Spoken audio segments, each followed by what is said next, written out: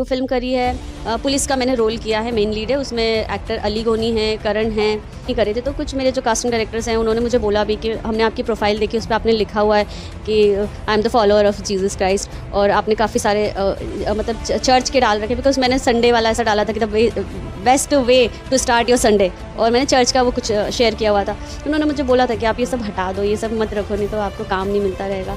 तो एक सेकंड के लिए लगा भी कि शायद सच बोल रही है। फिर मैंने बोला नहीं, मुझे क्या करना, मुझे परमेश्वर पे विश्वास है। एक बड़ी टीम लगी, और इसके अलावा एक सुशांत सिंह राजपूत पे एक फ़िल्म बनी है अभी, मतलब उनकी स्टोरी से इंस्पायर होकर, न्याय द जस्टिस। तो मैंने उसमें अंकिता लोखंडे से इंस्पायर होकर जो एक रोल लिखा गया था वो मैंने प्ले किया है। उसके पहले मैंने क्राइम पेट्रोल किया था, उसमें 1 दिन का मेरा रोल था, और मेरी फैमिली बड़ी खुश हो गई थी वो रोल देख के। और फिर उसके बाद मैंने पवित्र रिश्ता किया, फिर मैंने कुमकुम भाग्य काफ़ी टाइम तक किया। कुमकुम भाग्य में मैं उसकी सिस्टर बनी थी, काफ़ी सारे लोगों ने देखा भी है वो। और फिर बहू हमारी रजनीकांत किया था, उसमें भी मेरा कैमियो था। और चिड़ियाघर, तारक मेहता का उल्टा चश्मा, और उसके बाद मैडम सर में तो अभी रिसेंटली किया है, तो वो आप यूट्यूब पे देख सकते हैं। खुशी करके एक एपिसोड था, वो किया। फिर मैंने तमिल फ़िल्म करी है, तेलुगु फ़िल्म करी है। पुलिस का मैंने रोल किया है, मेन लीड है उसमें। एक्टर अली गोनी हैं, करण हैं, ये करे थे। तो कुछ मेरे जो कास्टिंग डायरेक्टर्स हैं उन्होंने मुझे बोला भी कि हमने आपकी प्रोफाइल देखी, उस पे आपने लिखा हुआ है कि I am the follower of Jesus Christ, और आपने काफ़ी सारे मतलब चर्च के डाल रखे, बिकॉज मैंने संडे वाला ऐसा डाला था कि the best way to start your Sunday, और मैंने चर्च का वो कुछ शेयर किया हुआ था। उन्होंने मुझे बोला था कि आप ये सब हटा दो, ये सब मत रखो, नहीं तो आपको काम नहीं मिलता रहेगा। तो एक सेकंड के लिए लगा भी कि शायद सच बोल रही है। फिर मैंने बोला नहीं, मुझे क्या करना, मुझे परमेश्वर पे विश्वास है। और आप यकीन मानिए कि सच में 1.5 साल से मेरे पास कुछ नया काम नहीं आ रहा था। जब मैंने अपने मन में ये सोचा कि नहीं मिले, लेकिन मैं परमेश्वर के साथ में, मेरे को ईमानदार रहना, मेरे को बताना है कि भाई मैं यीशु मसीह की ही फॉलोअर। रोशनी रोशनी वो बनके आया, रोशनी।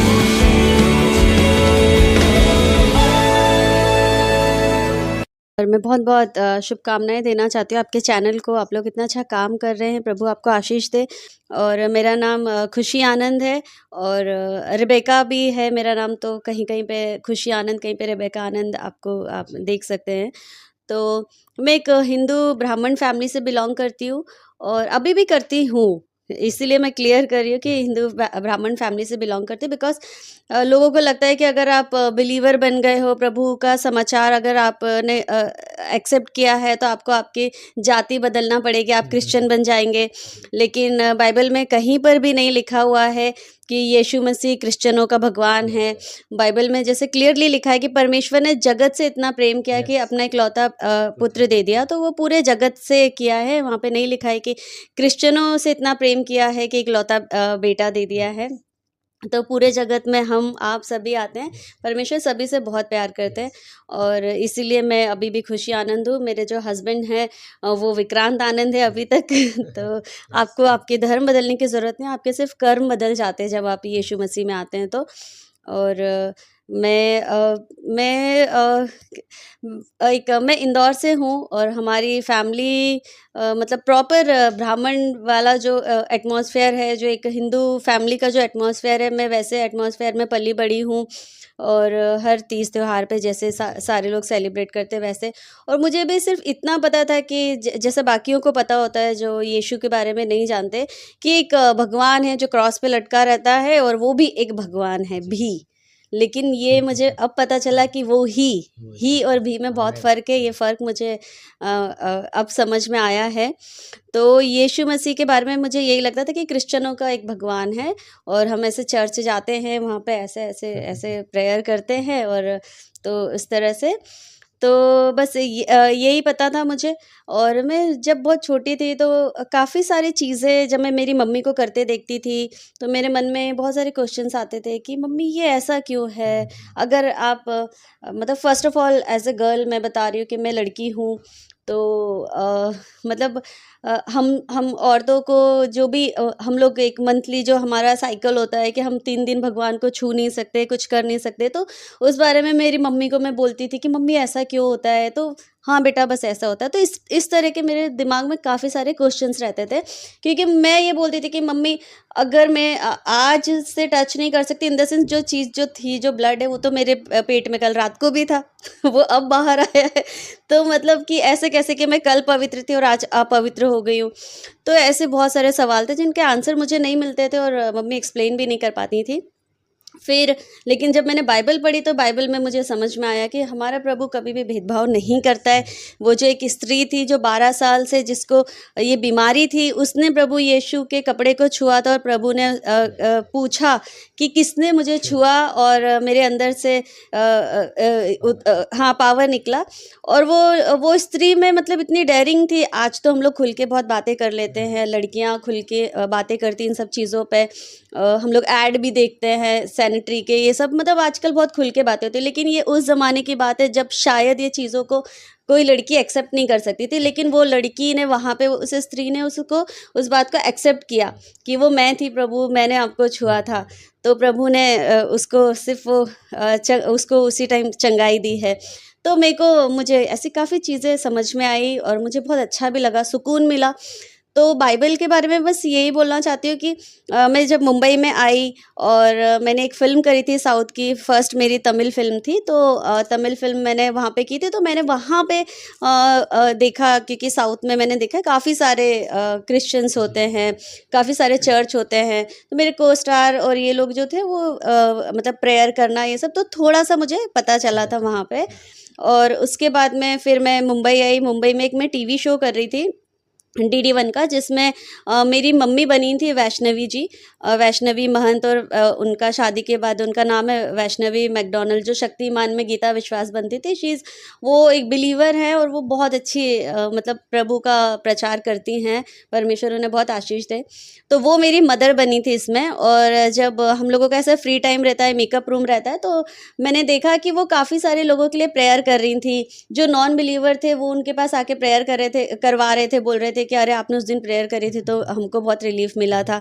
तो मुझे भी क्यूरियोसिटी हुई कि मतलब ऐसा क्या है। तो आप भी मतलब ऐसा शायद इनके पास जाऊंगी तो मुझे कुछ अच्छा मिल जाए, बिकॉज जो बचपन से जो हमने सीखा है वही कि तुम ऐसे उल्टे पैर चलोगी तो तुमको ये मिलेगा तुम वैसे चलोगी तो तुम्हें वो मिलेगा। तो काफ़ी सारे कि अगर आपने ये सब किया तो आपको ये आपकी चीज़ें मिल जाएगी। तो वैसे मुझे लगा कि अरे ऐसा कैसा झाड़ फूँक कुछ तो करती होंगी जिसकी वजह से हमारे काम हो जाते हैं। तो मैं भी गई थी उनके पास में। मैंने बोला मैं भी अभी नई नई आई हूँ फिल्म इंडस्ट्री में और अभी मुझे काम मिला है, तो आप मेरे लिए भी प्रेयर करो कि मुझे काम वाम मिलता रहे। तो वो बोलते हैं कि हाँ मैं यीशु के नाम से प्रेयर करती हूँ। तो मैंने बोला अच्छा हाँ मैं भी मतलब मैं भी बाइबल पढ़ती हूँ और मुझे बहुत डर लगता था। तो मुझे किसी ने बताया था कि भजन संहिता 121 एंड 91 आप पढ़ा करो तो आपको डर नहीं लगेगा। और ये फैक्ट है। जब मैं बिलीव भी नहीं करती थी, मैं आपको तब की बात बता रही हूँ कि तब तो मैं यीशु को जानती भी नहीं थी इतने अच्छे से। सिर्फ एक वो वाला जैसे कि आप ये कर लो तो आपको ऐसा मिल जाएगा। तो मैं वैसे बाइबल का वो 91 पढ़ लेती थी चैप्टर। तो मुझे सच में डर नहीं लगता था, क्योंकि मैं मुंबई आई थी तब मैं अकेले रहती थी यहाँ पर। शुरू में मतलब मैंने फ्लैट लिया था तो मैं मेरे रूम में अकेले सोती थी। मम्मी पापा लोग सब तो इंदौर में थे। तो और कभी बचपन से रही नहीं हूँ अकेले। भूत प्रेत की कहानियाँ, जादू टोने की कहानियाँ, ये सब बहुत बचपन से माइथो ये सब बहुत सुना है, देखा है। तो ये सब लगता था अरे भूत चुड़ैल ये सब। तो मैं डरती थी, बहुत ज़्यादा एक्सट्रीम डरती थी मैं। तो इसलिए मैं 91 पढ़ती थी, फिर 121 पढ़ती थी और मुझे अच्छा लगता था। तो मैंने वही उनको वैष्णवी जी को बताया। तो उन्होंने बोला अच्छा इसका मतलब तुम बाइबल पढ़ती हो। तो मैंने बोला हाँ। तो मैंने भी बहुत उससे बताया कि मतलब मुझे ऐसा लगा कि मैं बहुत अच्छी बिलीवर हूँ, लाइक मुझे भी पता है बाइबल के बारे में। फिर उन्होंने मुझे बताया कि आप रेगुलर चर्च आया करो। उन्होंने मुझे चर्च बताया और वो जिस चर्च में जाती थी तो फिर मैं भी उस चर्च में गई। और आप यकीन मानिए जब मैं वहाँ पे चर्च में गई, मुझे शुरू में जब पास्टर ने जो वचन शेयर किए मुझे कुछ समझ में नहीं आया, क्योंकि मैंने बचपन से कभी बाइबल पढ़ी ही नहीं, कुछ पता ही नहीं है। तो मैं हमेशा यही बोलना चाहती हूँ कि जो भी नए लोग आते हैं तो आप भी अगर आप नए जितने भी लोग आएंगे, आप अगर बाइबल पढ़ना शुरू करोगे ना, आपको सच में समझ में नहीं आएगा उतना। और जब आपको समझ में नहीं आता है ना तो फिर हमारा मन हट जाता है। इवन जब मैं शुरू में मैंने बाइबल पढ़ना शुरू करा, उसमें ओल्ड टेस्टामेंट में काफ़ी चीज़ें ऐसी थी कि मैंने बोला अरे यार ऐसे भगवान ऐसे कैसे कर सकते हैं, मतलब बच्चों को कैसे मार सकते हैं। और जो मिस्र देश में जो चीज़ें जो घटनाएं हुई हैं तो काफ़ी सारे डाउट्स भी होने लग गए थे। तो फिर मैं वैष्णवी जी से जब भी मैं मिलती थी मैं बोलती थी कि मैं बाइबल तो पढ़ती हूँ बट मुझे ऐसा लगता है कि मतलब भगवान इतने ऐसे कैसे कर सकते बच्चों के साथ में, या इसके साथ में ऐसे कैसे कर सकते। तो फिर उन्होंने मुझे बोला कि जब भी आप बाइबल पढ़ो ना तो आप सिर्फ एक चैप्टर मत पढ़ो, आप उसको कंप्लीट करो। जब तक आप पूरा पढ़ोगे नहीं ना तब तक आपको समझ में नहीं आएगा। तो मैं जितने भी नए लोग हैं मैं उनको भी यही बोलना चाहती हूँ कि आधी अधूरी जानकारी के बेस पे हमें कभी भी ये नहीं करना चाहिए, क्योंकि मतलब वर्ल्ड वर्ल्ड में सबसे ज़्यादा पढ़ने वाली जो किताब जो बोली जाती है वो बाइबल है। तो वर्ल्ड में इतने सारे जो लोग हैं वो पागल नहीं है, ना ही अनपढ़ है, ना ही वो मंदबुद्धि है। अगर वो लोग बाइबल पढ़ते हैं तो डेफिनेटली कुछ तो अच्छा होगा।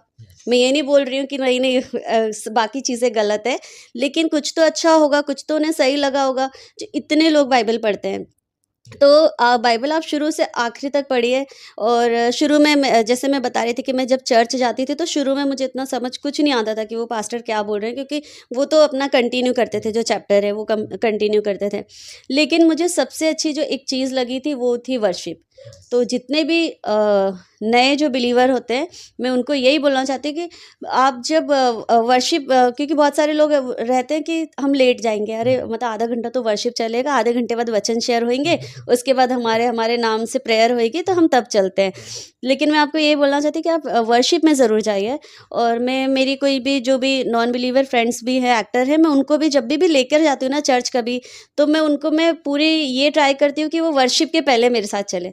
क्योंकि जो वर्शिप है वो डायरेक्टली बहुत बहुत बार ऐसा है कि मुझे प्रेयर करने समझ नहीं आता था कि मैं परमेश्वर से क्या बोलूँ, कैसे बोलूँ। तो जब हम वर्शिप करते हैं तो वर्शिप के जो लिरिक्स होते हैं, जो वर्ड्स होते हैं, वो क्लियरली ऐसा लगता है कि ये मेरे वर्ड्स हैं जो मैं परमेश्वर से करना चाहती हूँ। ये वही बात है जैसे कि धन्यवाद के साथ स्तुति गाऊंगा, योग्यता से बढ़कर दिया है तूने मुझे। तो ऐसा लगता है कि डायरेक्टली आपकी कनेक्टिविटी परमेश्वर के साथ में हो रही है, जो आप बोलना चाहते थे, जो आपको समझ नहीं आ रहा था कि मुझे क्या बोलना है, तो वो हो रहा है। तो फिर मैंने जब वर्शिप अटेंड करी, मुझे बहुत बहुत सुकून मिला, बहुत ज़्यादा अच्छा लगा। और फिर वर्शिप के बाद में जैसे मैंने बताया मुझे नहीं समझ आया बाइबल, जब उन्होंने जो भी बोला, फिर मैं बस वेट कर रही थी कि लास्ट में मेरे नाम से प्रेयर करेंगे। फिर मैं जाती थी और उनको बोलती थी कि आप मेरे लिए प्रेयर करो कि मुझे काम मिले। तो शुरू में ऐसे ही चलता रहा। फिर उसके बाद मैं मेरे हस्बैंड विक्रांत जी से मिली, क्योंकि बहुत जल्दी हम लोग मिल गए थे, 2-3 महीने बाद ही मैं उनसे मिली थी। और मैंने उनको देखा कि हम लोग एक मीटिंग में थे, वहाँ पे एक फ़िल्म अनाउंस कर रहे थे। उसके बाद में एक शाम को सब लोग पार्टी कर रहे थे, बाकी लोग दारू पी रहे थे, सिगरेट विगरेट सब चल रहा था। सिर्फ एक वो और एक मैं थे जो हम लोग ये नहीं कर रहे थे। तो एक एक्ट्रेस थी, काफ़ी बड़ी एक्ट्रेस हैं वो, बिग बॉस जैसे उसमें भी आई हुई हैं। तो उन्होंने उनको बहुत फ़ोर्स किया कि अरे विक्रांत क्या है, मतलब ड्रिंक करो ना, ये तो बस वाइन है। तो उन्होंने बोला नहीं नहीं मैं नहीं पीऊँगा। तो फिर वो फ़ोर्स करी, बहुत ज़्यादा फ़ोर्स करी। तो फिर एक जिन्होंने ऑर्गेनाइज़ किया था वो बहुत बड़े आदमी हैं, उन्होंने बोला कि अरे उनको फ़ोर्स मत करो, कितना भी करोगे वो नहीं पिएगा, क्योंकि वो पास्टर वास्टर है, वो चर्च वर्च जाता है। तो फिर मैंने मतलब ऐसे देखा, मैंने बोला अरे पास्टर मतलब, तो मैंने बोला आप पास्टर हो? तो फिर उन्होंने बोला नहीं नहीं मैं पास्टर नहीं हूँ, मैं बिलीवर हूँ। तो मैंने बोला हाँ मतलब वही, मतलब मेरे लिए भी वही, क्योंकि जो लोग नहीं जानते ना उनको पास्टर, बिलीवर, एवेंजलिस्ट किसी में कुछ फ़र्क समझ में नहीं आता है। तो मुझे भी नहीं समझ में आया। तो मैंने कहा अच्छा हाँ जो भी हो, आप वो हो क्या? तो बोले हाँ। तो उन्होंने मुझे पूछा कि अच्छा आप भी हो? तो मैंने बोला हाँ मैंने अभी भी चर्च जाना शुरू किया है। तो फिर उन्होंने मुझे चर्च के बारे में पूछा कि आप कौन से चर्च जाते हो? फिर हम लोगों की ऐसे फ्रेंडशिप हुई, नंबर एक्सचेंज किया, फिर मैं उनके चर्च में भी गई। फिर मैंने उनकी लाइफ़स्टाइल देखी कि उनकी लाइफ में परमेश्वर ने सच में बहुत बहुत कार्य किए। अब उसके बाद में मतलब उसके कुछ दिनों बाद उन्होंने मुझे प्रपोज़ किया, और उन्होंने मुझे प्रपोज़ किया डायरेक्टली कि शादी के लिए, वैसा कुछ नहीं, उनको भी प्रभु ने शायद बोला होगा। उन्होंने मुझे प्रपोज़ किया। फिर हम लोग मतलब डेली मैं चर्च जाती थी, संडे को सुबह 7 बजे हम लोगों का चर्च था, तो मैं उनके चर्च जाती थी और मैं उनको देखती थी वहाँ पर कि इतने सारे लोग रहते थे वो टाइम पे वो एक्टिंग करते थे। और अभी तो खैर अभी वो कम करते हैं, अभी बहुत सिलेक्टेड कुछ रोल करते हैं वो टाइम पे उनका करियर बहुत पीक पे था, काफ़ी सारी फ़िल्में वो कर रहे थे, काफ़ी सारे ऑफ़र्स भी थे। तो इकलौते वो थे चर्च में कि जो जब वहाँ पे वर्शिप होता था तो वो डांस करते थे बिना किसी को देखे कि कोई मुझे क्या जज कर रहा है। मुझे तो थोड़ा सा ऑड लगता था कि यार मैं कैसे नाचूंगी। वो अकेले डांस करते थे और शुरू में मुझे लगा भी कि यार ये कैसे, मतलब। और कभी कभी मुझे ऐसा लगता था यार सुबह 7 बजे उठ के कौन जाए, लेकिन वो पिक करने आते थे मुझे। उनके साथ में भी बड़ी टीम रहती थी, उनके उनके साथ जितने लोग हैं, उनके घर में जितने भी काम करने वाले लोग थे वो उनको भी लेके जाते थे, चाहे वो बिलीवर हो या नॉन बिलीवर हो। तो वो सबको लेके जाते थे, फिर वो मुझे भी पिक करते थे। तो कभी कभी मैं खुद देखती थी कि ये रात के 3 बजे इनका पैकअप हुआ है, रात को 3 बजे 4 बजे घर आ रहे हैं, तो ये तो सुबह नहीं जाएंगे चर्च। पर मैं देखती थी ये तो सुबह 7 बजे फिर रेडी, कॉल करते थे क्या चर्च जाना है कि नहीं खुशी। तो फिर एक इंस्पिरेशन मिलती थी कि नहीं ये जा रहे हैं। फिर इनकी लाइफ में इतने सारे चेंजेस देखा मैंने। फिर उसके बाद में एक जो सीरियसनेस है, जो प्रभु आपको छूता है, जब आपको ये होता है ना, तब शायद मुझे तब एहसास हुआ इस बात का। फिर मुझे उन्होंने एक बहुत अच्छी बात बताई थी। मैंने बोला यार मुझे ना बाइबल समझ में नहीं आती है और मतलब पढ़ने का मन नहीं करता जब इंटरेस्ट नहीं आता है। तो वो हमेशा एक चीज़ बताते हैं कि एक स्टोरी है कि एक लड़का रहता है, तो वो सेम चीज़ बोलता है कि पापा मेरे को बाइबल पढ़ने में मज़ा नहीं आता और मुझे कुछ समझ में नहीं आता। तो उसके पापा उसको एक छन्नी देते हैं और बोलते हैं कि जाओ पास में जो नदी है वहाँ से पानी भर के लेकर आओ यहाँ पर। तो वो छन्नी में से वो जाता है, पानी भर के लाता है, लेकिन वो रास्ते में पूरा पानी बह जाता है। 3-4 बार वो ऐसे ही करता है। तो उसके पापा बोलते नहीं और जाओ लेकर आओ। तो वो बोलता है अरे पापा क्या मजाक कर रहे हो, बार बार मैं छन्नी लेके जाता हूँ और वो पूरा पानी रास्ते में बह जाता है। फिर उसके पापा बोलते बेटा जब तुम छन्नी लेके गए थे, जब मैंने तुम्हें छन्नी दी थी तब वो कैसी थी। तो उसको याद आया कि ये तो बहुत गंदी थी जब आपने दी थी। फिर बोले अभी देखो कैसी है, तो वो अभी बहुत क्लीन है। तो वो उसके पापा उसको बोलते कि इसी तरह बाइबल है, आप बाइबल पढ़ोगे आपको समझ में नहीं आएगा, एक बार पढ़ रहे 2 बार पढ़ रहे, लेकिन जैसे वो छन्नी क्लीन होती जा रही है ना, धीरे धीरे आपका मन क्लीन होता जाएगा। तो जब जब चीज़ें जैसे बाइबल में लिखा है कि पुरानी उसमें मशकों में नया दाख रस नहीं भर आता है, तो ऐसे ही जब तक आप अंदर से खाली नहीं होगे, अंदर से क्लीन नहीं होगे, तो फिर नई चीज़ें कैसे आएगी। तो वैसे ही मैं सबको, आप लोगों को भी यही इनकरेज करना चाहती हूँ कि आप बाइबल पढ़ते रहो और आपका मन एकदम छन्नी की तरह है, आप पढ़ते रहोगे आपको समझ कुछ नहीं आएगा, लेकिन क्लीन होता जाएगा, खाली होता जाएगा। फिर एक दिन आपको खुद पवित्र आत्मा आपसे बात करेगी और आपको फिर जो रेवलेशन आना चालू होते हैं, फिर समझ आता है। उसके बाद प्रभु के साथ में आप समय बिताते हैं। तो क्योंकि किसी किसी के साथ में फर्स्ट टाइम उन्होंने देखा, जैसे वैष्णवी जी के साथ में ऐसा हुआ कि पहली बार में उनको परमेश्वर ने छुआ, पवित्र आत्मा ने बात किया। तो बाइबल में लिखा है कि परमेश्वर सबकी लाइफ में अद्भुत रीति से अलग अलग तरह से कार्य करता है, सबको अलग अलग ब्लेसिंग्स दे रखी हैं। तो मेरे साथ ऐसा हुआ था कि मुझे काफ़ी टाइम लगा समझने में। तो ऐसे मैं आप लोगों को भी बोलना चाहती हूँ कि काफ़ी सारे लोग ऐसे होंगे शायद जो तो, और ये सबसे बड़ी बात है कि हमारे मतलब एक तो धर्म नहीं बदला जाता है, तो हमारा धर्म परिवर्तन नहीं होता है। दूसरा यहाँ पे दारू वारू नहीं पी जाती है। ये जो बाइबल में क्लियर वर्ड में लिखा है, जब यूहन्ना बपतिस्मा के जन्म के बारे में लूका में जब लिखा हुआ है, उसमें लिखा है कि ना वो दाख रस पिएगा ना ही मदिरा पान करेगा। मतलब कि बाइबल दाख रस और मदिरा दोनों को अलग अलग मानती है। तो बहुत सारे लोग दाख रस को मदिरा समझते हैं। और जैसे कि हम लोग इज़राइल भी गए थे, हमारी शादी हुई थी, हम लोग इज़राइल गए, वहाँ पे काफ़ी चीज़ें हम लोगों ने सीखी सुनी। तो वहाँ पे हम लोगों को ये बात पता चली कि पहले के ज़माने में, आज से इतने साल पहले, जब अभी तो हम नल खोलते तो हमें साफ़ पानी मिलता है पीने को, वो टाइम पे पानी नहीं होता था, ऐसा नल इतना ईजी नहीं होता था कि आपने पीने का पानी ऐसे स्टोर कर लिया। तो वो टाइम पे जो गड्ढों में, जो बारिश का पानी गड्ढों में होता था वो ही मिलता था। और जैसे कि उस टाइम बोलते थे कि जो नदी के पास जिसको घर मिलता था या जिसके पास कुआं है वो सबसे अमीर और सबसे ब्लेसिंग वाला, मतलब वो ब्लेसिंग थी। अभी तो सोचो कि हाँ, घर घर में ब्लेसिंग परमेश्वर ने दी है। वो टाइम पे मतलब तेरे पास जानवर होंगे, तेरे पास नदी झरने बहेंगे, वो ब्लेसिंग मानी जाती थी। तो वो टाइम पे लोग क्या करते थे कि जब गेस्ट आते थे घर में ना, तो कुछ उनको पीने के लिए देना है, तो वो अंगूर सबसे ज़्यादा होता था, तो वो अंगूर का रस स्टोर करके रखते थे। तो वही एज ए गेस्ट को जैसे हम पानी देते वैसे वो लोग वो देते थे। तो लोगों को एक अलग वो धारणा बनाने लग गए कि वैसा है। तो दारू वाइन ये सब कोई बल्कि बाइबल में लिखा है कि जो शोक में हो, हाँ, तो वो लोग अंगूर का रस स्टोर करके रखते थे कि उनके गेस्ट का वेलकम वो उसी से करते थे। और बाइबल में ये दारू पीने के लिए आपको कभी नहीं बोला जाता है, आपको धर्म परिवर्तन भी नहीं किया जाता है। और लोगों को बोला जाता है कि शायद उनको पैसे मिलते हैं, तो पैसे मिलके धर्म पर तो अगर धर्म आप कोई अगर आपको पैसे दे रहा है और ये बोल रहा है कि लो धर्म परिवर्तन कर लो, उससे उसका क्या फ़ायदा होगा? एक कॉमन सेंस है ना कि उससे उसका क्या फ़ायदा होगा कि आपने आपके नाम के आगे क्रिश्चियन लिख लिया। तो ऐसा कुछ भी नहीं है कि इससे कोई एक और, क्योंकि जितने भी बिलीवर आप किसी भी चर्च में, नॉन बिलीवर जितने भी लोग हैं, मैं आप लोगों को यही बोलना चाहूँगी, आप किसी भी चर्च में चले जाओ, आपको कभी भी ये नहीं सिखाया जाता है कि आप बाहर जाके लड़ाई करो, बल्कि यही बोला जाता है कि अगर आपको कोई आपके साथ कोई गलत करता है तो आप उसको क्षमा करो, आपको माफ़ करना सिखाते हैं। तो मैंने भी काफ़ी चीज़ें सीखी है, बहुत बार मुझे भी गुस्सा आता है फैमिली पे, फ्रेंड्स पे, किसी पे भी, लेकिन फिर ये एहसास होता है कि यार वो लोग बिलीवर नहीं है, मैं तो बिलीवर हूँ। तो ये चीज़ें आपको आपके अंदर के गुस्से को कंट्रोल करने के लिए आपको वो करता है। तो बाइबल में आपको, जब आप चर्च में जाएँगे ना, तो आपको कभी भी हिंसा करना नहीं सिखाया जाएगा। आपको बोला जाएगा कि आपको माफ़ करना है। बाइबल में लिखा हुआ है, उसमें पूछता है कि मैं कितनी बार अपने भाई को माफ़ करूँ?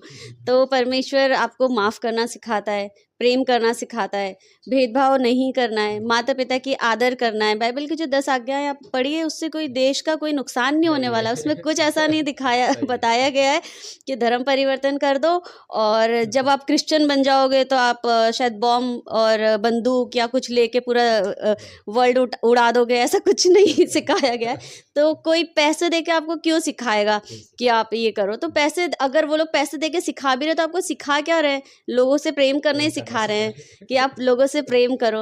हाँ, काफ़ी लोग ये बोलते हैं कि ये बोलते हैं, ऐसा सिखाया जाता है कि तुम किसी और को भगवान मत मानना, अकेला मैं ही भगवान हूँ।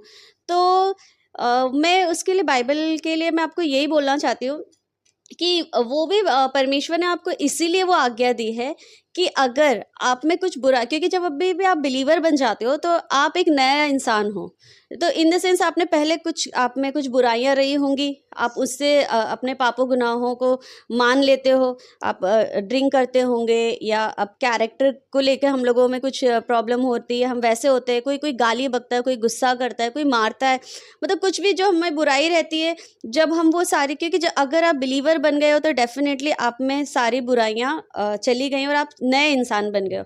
अब नया इंसान आप क्यों बने हो? क्योंकि आपको कहीं ना कहीं आप अपने आप को, वो गलत चीज़ें करने से इसलिए रोकते हो क्योंकि आप यीशु मसीह को आप जान गए हो। अगर आप यीशु मसीह को जान के ये सब चीज़ें नहीं कर रहे हो, तो इसीलिए परमेश्वर बोलता है कि आप यीशु को जानने के पहले किसी और को जानते थे, तभी आप करते थे।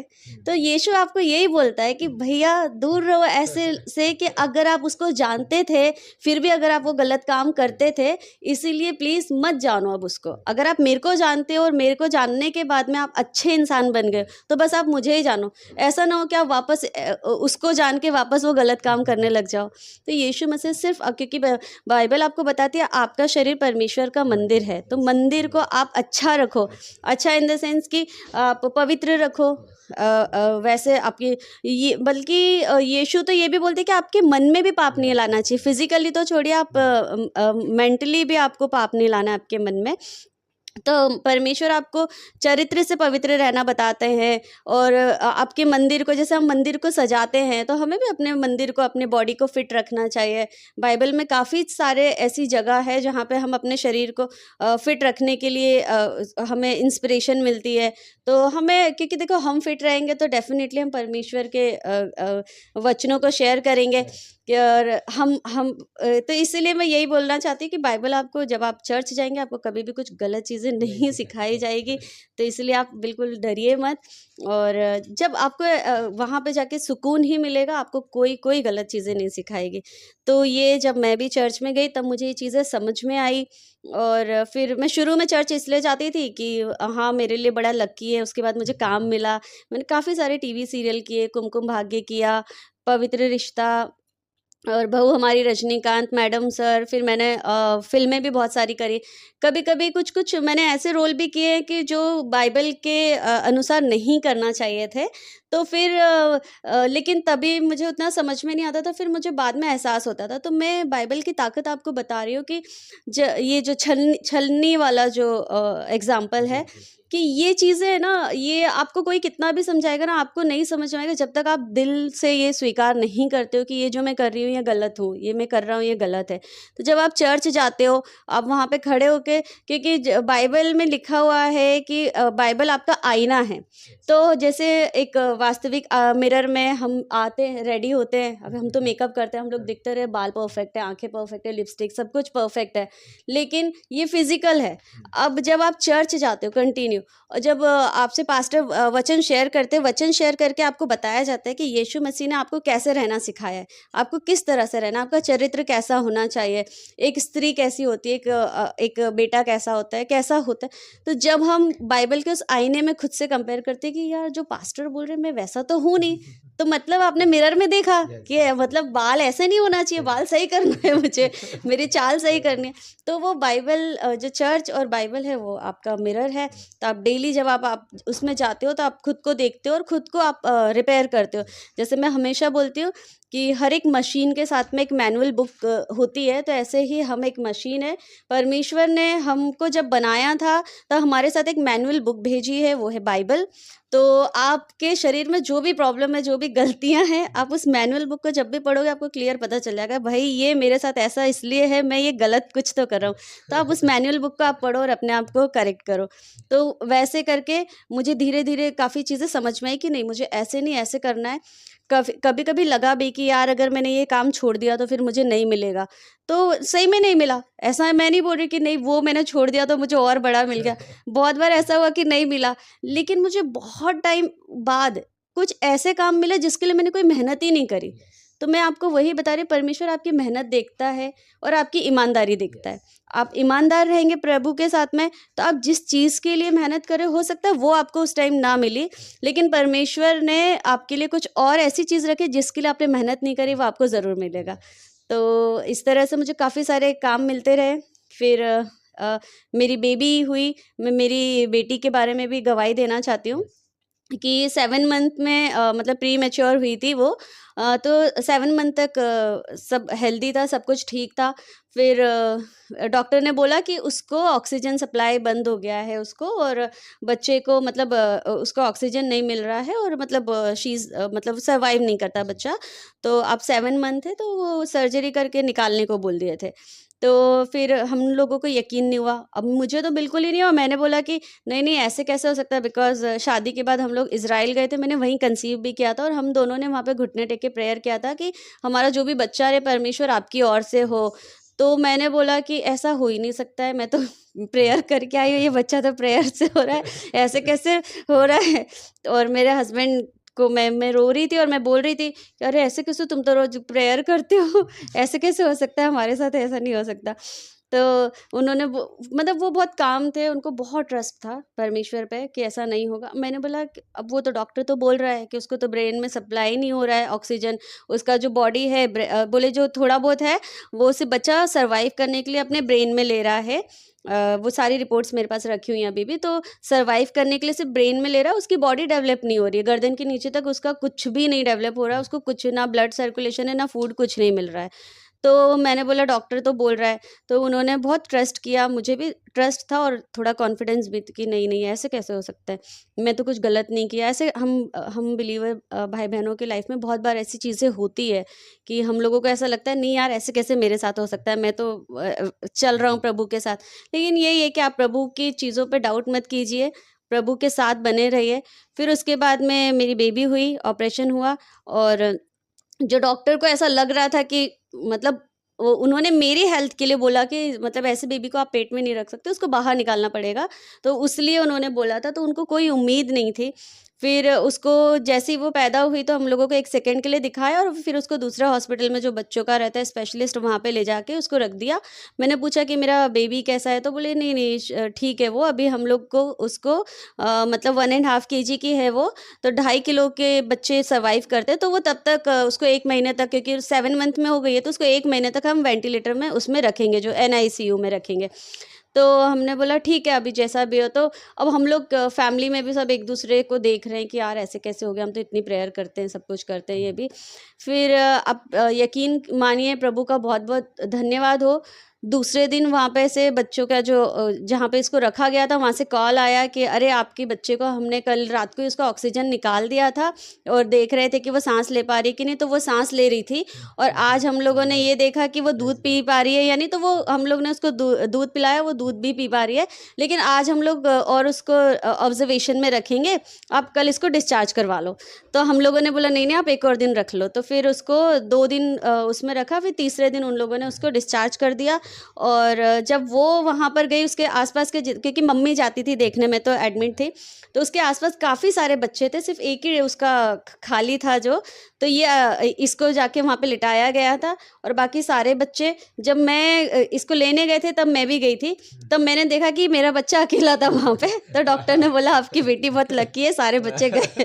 तो फिर मैं परमेश्वर का धन्यवाद करना चाहती हूँ कि जो डॉक्टर ने बोला कि वो उसको 1 महीना रखना पड़ेगा, उसमें भी पता नहीं क्या सर्वाइविंग चांसेस है या नहीं है।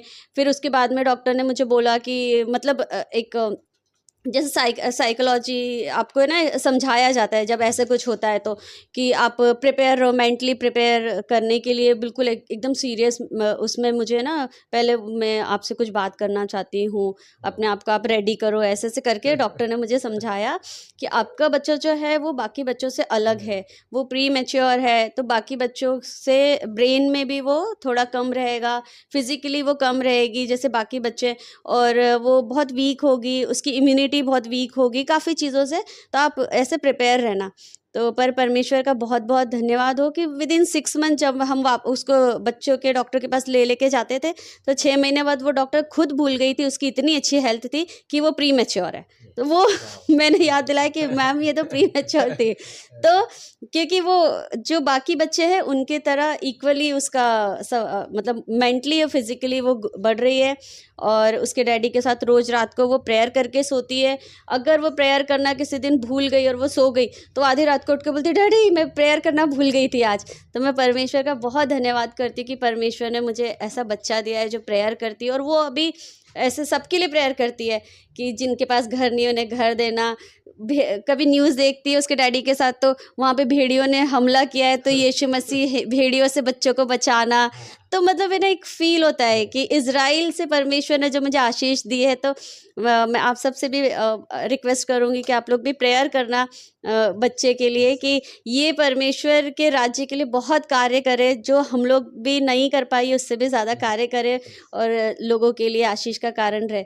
तो ये मेरी लाइफ की सबसे बड़ी जो गवाही है, मैं यही बताना चाहती हूँ, क्योंकि हम 2 बिल्कुल अपोजिट लोग हैं, विक्रांत और मैं।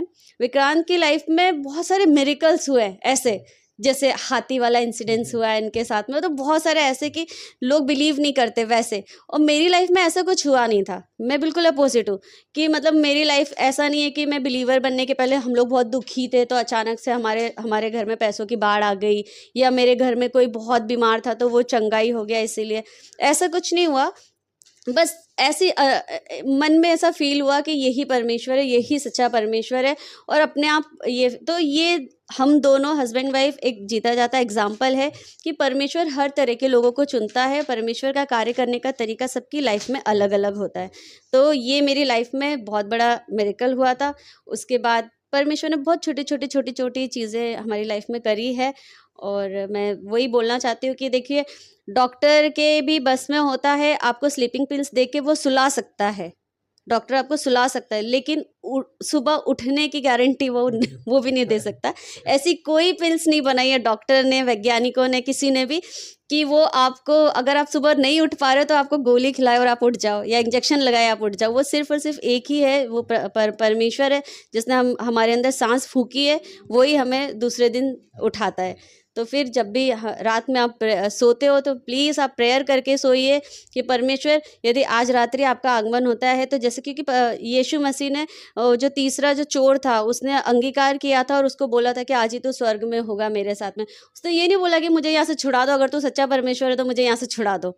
तो ये प्रेयर, आपकी जो भी चीज़ें हैं, प्रेयर जो भी आप करना चाहते हो आप करिए, लेकिन रात में यही प्रेयर करके सोइए कि अगर आपका आगमन होता है तो प्लीज़ मुझे अपने साथ स्वर्ग में जगह दे। तो परमेश्वर, पता नहीं है हमें कि हम दूसरे दिन सुबह उठेंगे या नहीं। तो बस प्रभु के साथ बने रहिए। जो भी डाउट हो प्लीज़ अपने पास्टर से क्लियर कीजिए, बाइबल को पूरा पढ़िए और ऐसे आधी अधूरी जानकारी में बिल्कुल भी जज मत कीजिए। और एक और बात मैं बोलना चाहूँगी कि जब हम बिलीव में आते हैं तो काफ़ी सारे हमारे बिलीवर भाई बहन हैं जो जाने अनजाने में आपको हर्ट करते हैं। मुझे भी काफ़ी सारे लोगों ने हर्ट किया है। तो अगर आपको जाने अनजाने में वो हर्ट करते तो आप प्रभु का साथ मत छोड़िए, क्योंकि मेरे हस्बैंड ने जैसे बताया ना कि वो जो लोग ने आपको हर्ट किया ना, वो आपके लिए सूली पे नहीं चढ़े, उन्होंने कोड़े नहीं खाए आपके लिए। आपके लिए जिसने कोड़े खाए, जो आपके लिए सूली पे चढ़ा है, जो जिसने किया है, आप उसके लिए बिलीवर बने हो, ना कि उन बिलीवर्स के लिए। तो कोई आपको कितना भी हर्ट करे, प्रभु ने आपको हर्ट नहीं किया। आप प्लीज़ प्रभु के साथ में बने रहिए और किसी भी इंसान को फॉलो मत कीजिए। आप इंसान को फॉलो करेंगे तो डेफिनेटली आपको कभी ना कभी गलत होगा कि अरे ये तो ऐसा कर रहा है तो मैं भी ऐसा कर सकता हूँ। कभी भी मत कीजिए। आप जीसस को फॉलो कीजिए और परमेश्वर आपके साथ रहे, आपको बहुत आशीष दे। रोशनी प्रोडक्शन का ये जो शो है पृथ्वी की छोर तक, तो ये प्रभाकर जी और इनकी पूरी टीम को मैं बहुत बहुत थैंक यू बोलूँगी।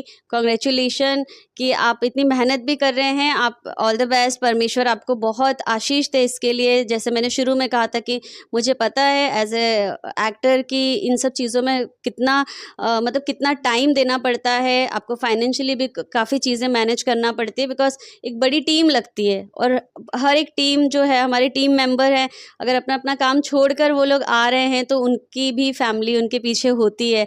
तो हर एक मतलब एक पूरा जब एक शो बनता है तो वो बहुत बड़ी बात होती है, एक टीम के साथ में बनता है। तो मैं बहुत इनकरेज करना चाहती हूँ कि ये लोग परमेश्वर का इतना अच्छा कार्य कर रहे हैं। और अगर आपकी भी कोई ऐसी गवाही है, आप अपनी गवाही शेयर करना चाहते हो, क्योंकि जैसे मैंने शेयर बताया आपको कि वो जो महिला थी जिसने बताया, सबके सामने एक्सेप्ट किया कि मैंने प्रभु को छुआ है और मुझे चंगाई मिली है। तो आप भी वैसी डेयरिंग रखिए, परमेश्वर आपको भी बहुत आशीष देगा जब आप भी आपकी गवाही शेयर करेंगे। तो स्क्रीन पे जो नंबर है आप उस पर कॉन्टैक्ट कीजिए। तो रोशनी प्रोडक्शन की जो टीम है वो खुद आपसे कांटेक्ट करेंगी और आपकी गवाही शेयर करेंगी, क्योंकि बहुत बार हम लोग ये सोचते हैं कि मैं, परमेश्वर ने मेरे लिए इतना कुछ किया, यीशु मसीह ने, मैं परमेश्वर के लिए क्या कर सकती हूँ। तो परमेश्वर के लिए सबसे बड़ी भेंट ये है कि आप इस तरह से परमेश्वर की सेवा कर सकते हैं, सेवकाई कर सकते हैं कि आप आपकी गवाही शेयर कीजिए। क्योंकि मैंने काफ़ी बार सुना है कि कभी कभी गवाही देखते देखते कोई सुसाइड करने वाला था, तो उसने बोला कि ऐसे में मेरे अंदर सुसाइड वाले थॉट्स आ रहे थे और मैंने गवाही देखी कि जब प्रभु इनके इसमें ये कार्य कर सकता है और ये जीवन कितना अनमोल है, यीशु मसीह मेरे लिए मरा है, तो मैंने वो अपना सुसाइड करने का वो चेंज कर दिया। तो हो सकता है आपकी गवाही किसी की लाइफ बचा सकेगी। कोई बहुत गलत कुछ करने जा रहा होगा कि अरे जाने दो यार, मेरे को तो अब मेरे पास ये ऑप्शन ही नहीं है, मुझे आज ये गलत स्टेप लेना पड़ेगा तभी मेरा घर चलेगा। हो सकता है वो आपकी गवाही सुन के उसको विश्वास आए और वो गलत स्टेप लेने से बच जाए। तो आप लोग ज़रूर आपकी गवाही शेयर कीजिए। ये टीम पूरी तरह से आपकी हेल्प करेगी और आप भी इस टीम के लिए प्रार्थना कीजिए। जिस तरह से आपका भी जितना जैसा भी हो सके आप भी इस टीम से कांटेक्ट कीजिए। जिस तरह से आप भी इस टीम के लिए कुछ भी कर सकते हैं तो आप भी कीजिए ज़रूर, प्रभु आपको बहुत आशीष देगा।